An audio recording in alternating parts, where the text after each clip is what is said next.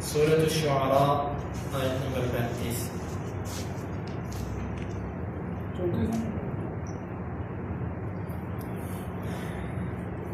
آیت نمبر 34. اعوذ باللہ السمیع العلیم من الشیطان الرجیم من حمزه ونفخه ونفثه قال للملأ حوله إن هذا لساحر عليم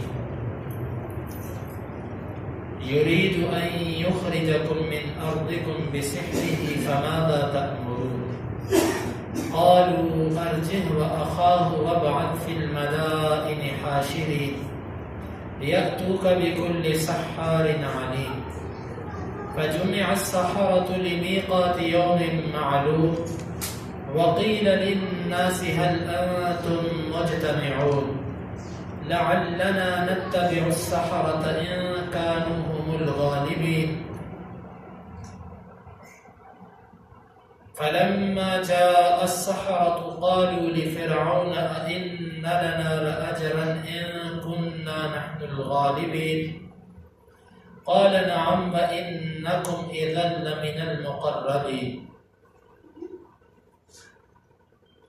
قال اس فرعون نے کہا للملأ سرداروں کے لیے حولہ جو اس کے ارد گرد تھے ان بے شک ھذا یہ شخص لساحر البتہ جادوگر ہے علیم بہت ماہر قسم کا بڑا علم والا یرید وہ چاہتا ہے ان کہ یخرجکم نکال پھینکے تمہیں من سے ارضکم تمہاری زمین بسحرہ ہی اپنے جادو سے فماذا بس کیا تأمرون تم حکم دیتے ہو قالوا انہوں نے کہا ارجہ پیچھے کر اس کو مہلت دے اس کو واخاہ اور اس کے بھائی کو وابعث اور تو بھیج فی المدائن شہروں میں حاشری اکٹھا کرنے والوں کو یاتو کا لائیں گے تیرے پاس بکلی ہر ایک سحار بہت بڑے جادوگر علیم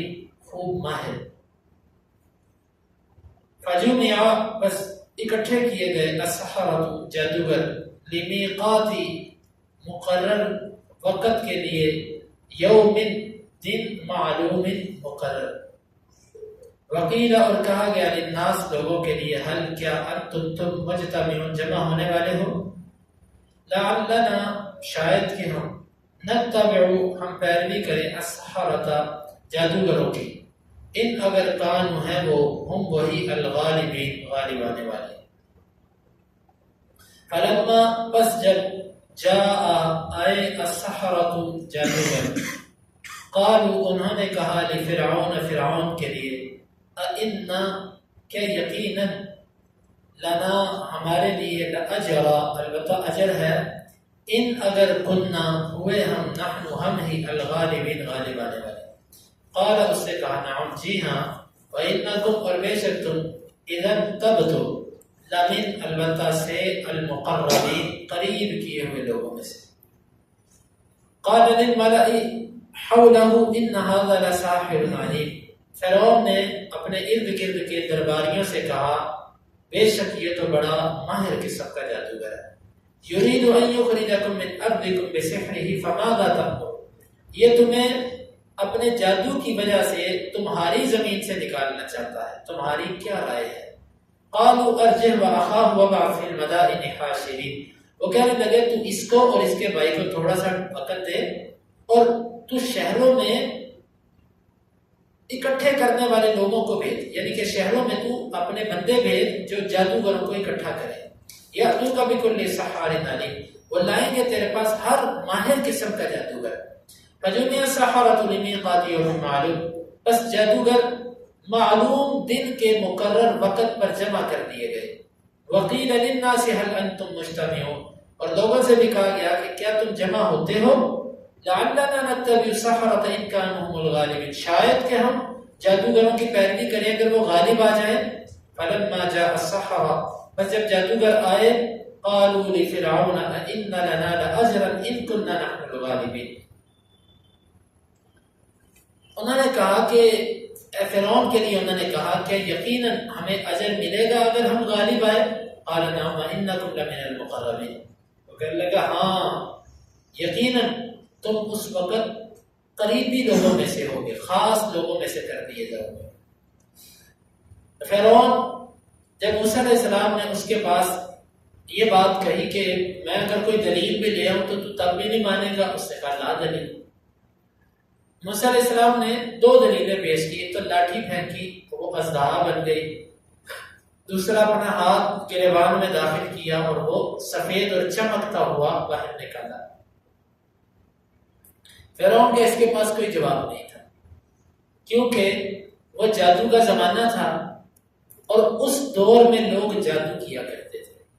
فرعون کو اور تو کچھ بھی نہ سوچی، اسے جلدی سے اس معجزے کو جادو سے ملانے کی کوشش کی اور کہنے لگا کہ قال للملأ حوله ان هذا لساحر علیم. اپنے ارد گرد حواریوں کو دیکھ کے کہتا ہے بڑا ماہر قسم کا جادوگر ہے. دیکھا اس کے ہاتھ کی صفائی، کیسے اس نے لاٹھی کو سانپ دکھا دیا اور کیسے اس نے ہاتھ کو چمکتا روشن بنا دیا. یہ بڑا ماہر قسم کا جادوگر ہے. جادوگر کا لفظ بول کے موسیٰ علیہ السلام کی نبوت کے دعوے کو وہ ختم کرنا چاہتا تھا کہ یہ نبی نہیں ہے، صرف جادو ہے اس کے پاس جس سے یہ لوگوں کو اپنی طرف کھینچ رہا ہے. اور تمہیں پتہ جادوگر یہ اکیلا نہیں ہے ہمارے ملک کے اندر. ہمارے ملک میں اینٹ اکھاڑو تو نیچے سے جادوگر نکل آتا ہے. بڑے جادوگر ہیں ہمارے ملک کے اندر، تو لہٰذا اس سے متاثر ہونے کی کوئی ضرورت نہیں. بڑا زبردست انداز اور بڑا خطرناک قسم کا جال اس نے پھینکا. جس طرح کہ آج کے بہت سارے لوگ اسلام کے حقائق کو سائنسی رنگ دے کے اسلام کے معجزے کو ختم کرنا چاہتے ہیں. اب مثال کے طور پہ میں تو کبھی کبھار اس چیز پر حیران ہوتا ہوں کہ یہ جو کہا جاتا ہے کہ جی وضو کرو، وضو کرنے کے لیے یہ سائنسی فائدے ہیں، مسواک کرو، مسواک کرنے کے لیے یہ سائنسی فائدے ہیں، فلاں کام کرو اس کا یہ سائنسی فائدہ ہے. آپ لوگ شاید وہاں تک نہیں پہنچ سکے. اللہ مجھے تو ڈر لگتا ہے کہ یہ بھی اسلام کے خلاف ایک سازش ہے کہ ہم تو پہلے وضو کرتے تھے اللہ کی رضا کی خاطر، رسول اللہ صلی اللہ علیہ وسلم کے طریقے کی خاطر. جب سے وہ سائنسی باتیں ذہن میں آتی ہیں تو ہر بندہ کہتا ہے اچھا وضو کا یہ فائدہ ہے، اس وجہ سے وضو کرتا ہے. حقیقت بات ہے یہ بڑا خطرناک مرحلہ ہے. تو اسلامی احکامات کو، اسلامی شعائر، ہمیں سائنس کی کوئی حکمت اس میں نظر نہ آئے، ہمیں دنیا کا کوئی فائدہ اس میں نظر نہ آئے، لیکن ہمیں اس میں سب سے بڑا فائدہ یہ نظر آتا ہے کہ ہمارا اللہ اور ہمارے رسول صلی اللہ علیہ وسلم سے راضی ہو جائے، ہم ان کے سچے متبع اور پیروکار بن جائیں. کوئی ہمیں حقیقت یہ کہ بعض دفعہ ایسی سائنسی چیزیں پڑھنے سے انسان کے دل میں اخلاص کی کمی آ جاتی ہے. اچھا یہ فائدہ، ہاں پھر تو میں کروں گا. وہ جو بندہ سستی کرتا ہوتا ہے وہ بھی کرتا ہے. اچھا یہ فائدے ہیں، ہم بھی کریں گے اس کام کو. ہمیں سوچنا چاہیے اس بات پہ. فرعون نے ایک معجزے کو خالص جادوگرانہ رنگ میں پیش کیا کہ بھئی اس کی اہمیت ختم ہو جائے، وہ جو لوگوں کے تعصب لوگوں پر پڑا وہ ختم ہو جائے. اور ساتھ ہی کہنے لگا یرید ان یخرجکم من ارضکم بسحرہ فماذا تأمرون. وطنیت کا نعرہ سب سے پہلے دنیا میں فرعون نے لگایا تھا. وطنیت کا نعرہ سب سے پہلے حق کے مقابلے میں وطنیت کا نعرہ سب سے پہلے فرعون نے لگایا تھا. اگر حق ہو اور وطن بھی ہو تو ٹھیک ہے، لیکن اگر وطن ہو اور حق نہ ہو یا حق کے مقابلے میں وطن کا نعرہ ہو تو اس نعرے میں اور فرعون کے نعرے میں کوئی فرق نہیں ہے. اس لیے وطن کی محبت اگر للہیت کی وجہ سے ہو، ایمان کی وجہ سے ہو اور اس وجہ سے ہو کہ یہاں پر اللہ رب العزت کا دین اور اس کے احکامات ہیں، تو پھر یہ وطن کی محبت ہونی چاہیے. جس طرح کہ نبی صلی اللہ علیہ وسلم جب بیت اللہ کو، مکہ کو چھوڑ رہے تھے تو اس وجہ سے رو رہے تھے کہ اللہ کا گھر تھا، اللہ کا گھر تھا، اور جب محبت تھی وہ اللہ کے گھر کے ساتھ تھی. اور وگرنہ خطے سے محبت تو انسان کو فطری طور پر ہوتی ہے، لیکن شرعی محبت جو ہوتی ہے وہ صرف اور صرف انسان کی اللہ رب العزت کے لیے ہونی چاہیے. تو کسی بھی خطے کے اندر ہو، ہم مسلمان پہلے ہیں اور اس خطے کے رہنے والے بعد میں ہیں. اسلام کا دفاع پہلے اور باقی چیزوں کا دفاع بعد میں. اسلام زندہ باد پہلے اور باقی سب زندہ باد وہ بعد میں. اسلام مقدم ہے بھائیوں. سچی بات یہ ہے کہ اس وقت یہ کڑوی حقیقت بیان کرنا بھی بڑا مشکل ہو چکا ہوا ہے. غلط مطلب فوری طور پر ذہن میں ایسے جاتا ہے.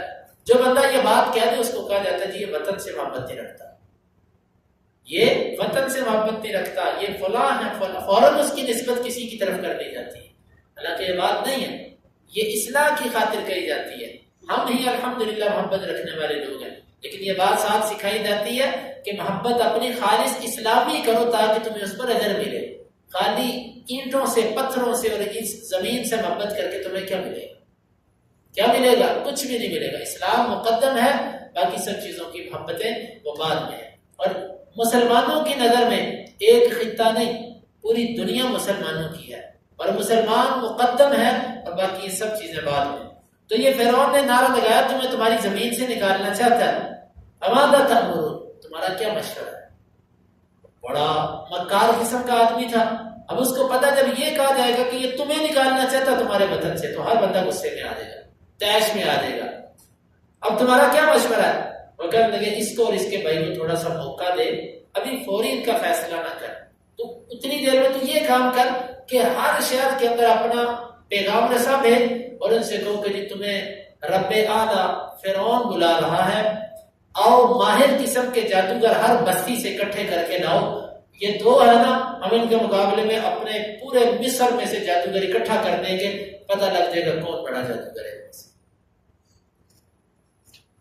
جادوگر بھی کوئی سحار نہیں, بڑا ماہر قسم کے جادوگر آئیں گے تیرے پاس. فجمع السحرة لمیقات یوم معلوم, ایک مقرر دن کیا گیا اور اس میں وقت طے کر دیا گیا. صبح کا وقت طے ہوا اور عید کا دن ان کا خوشی کا دن مقرر ہوا. جو ان کا خوشی کا دن تھا کہ سب لوگ کام کاج سے, مفسرین نے یہ اپنے اندازے کے مطابق وقت بھی بتلایا تاریخ کی کتابوں سے نکال کے, کہ یہ وہ وقت ہوتا تھا کہ جس وقت وہاں کے جو دریا تھے ان کے اندر پانی وافر مقدار میں ہوتا تھا, اور یہ وہ وقت تھا جب ان کی فصلیں کٹ چکی ہوتی تھی اور گھروں میں وافر مقدار میں پھل اور میوہ جات اور خوشحالی ہوتی تھی. آپ کو پتہ جب کسان آدمی فصل کٹتی ہے تو اس کے گھر میں بڑی خوشحالی ہوتی ہے, چند ماہ اس کے گھر میں کھانا پینا خوب رہتا ہے, اور پھر جب وقت گزرتا پھر کمی آ جاتی ہے. تو یہ وہ خوشی کا دن تھا, سب لوگوں کے لیے صبح کا وقت مقرر کیا گیا. صبح کے وقت سب کے سب لوگ مقرر ہو گئے, آ گئے. وقیل للناس هل انتم مجتمعون, اور لوگوں کو شوق دلانے کے لیے یہ کہا گیا بھئی آپ بھی آنا چاہتے ہیں, آنا چاہتے ہیں اس مقابلے میں؟ اب کون ہے جو مقابلہ کرے؟ حکومت کے ساتھ کسی پارٹی کی ٹکر ہو اور ہو جائے مقابلہ تو پوری دنیا دیکھتی ہے اس کو. تو یہ فرعون کے ساتھ مقابلہ تھا. کہا کہ بھی تم جمع ہوگے اور ساتھ لعلنا نتبع السحرة ان كانوا هم الغالبين, شاید کہ ہم جادوگروں کے پیچھے چلیں جو کہ اگر وہ غالب آ جائیں. جادوگروں سے مراد اس کے اپنے ساتھی. لیکن یہ بھی فرعون کا ایک مکاری والا انداز تھا. یہ پہلے سے طے کیے ہوا تھا کہ میں نے نہیں ماننا موسیٰ علیہ السلام. اس کی دلیل آگے آ رہی ہے کہ جادوگر ہارے بھی تب بھی فرعون نہیں مانا, جادوگر مان گئے فرعون نہیں مانا. خیر یہ سیاسی لوگوں کا طریقہ ہوتا ہے, وہ اپنے آپ کو نیوٹرل ظاہر کرتے ہیں کہ ہم کسی کی طرف نہیں ہیں, لیکن ہوتے وہ کسی کی طرف میں ہیں. فلما جاء السحرة قالوا لفرعون ان لنا اجرا لاجرا ان كنا نحن الغالبين. جب جادوگر آئے تو فرعون سے کہنے لگے کہ بھئی کام تو ہم کریں گے, لیکن بتا دے گا کیا, کیا دو گے؟ یہی فرق ہوتا ہے اللہ کے لیے کام کرنے والے کا اور دنیا کے لیے کام کرنے والے. جو اللہ کے لیے کام کرتا ہے وہ اپنی اجرت پہلے نہیں مانگتا, یہ مطالبے نہیں کرتا, شرطیں نہیں رکھتا.